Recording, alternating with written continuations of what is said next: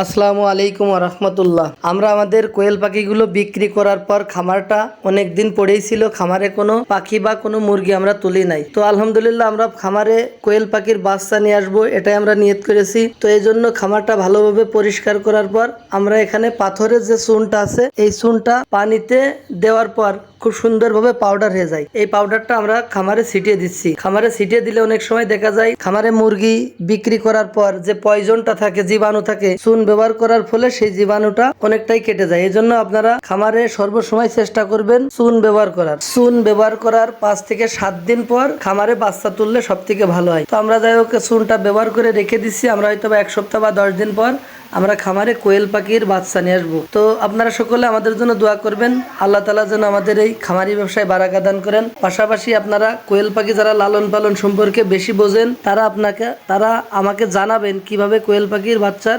ব্রুডিংটা করা হয়।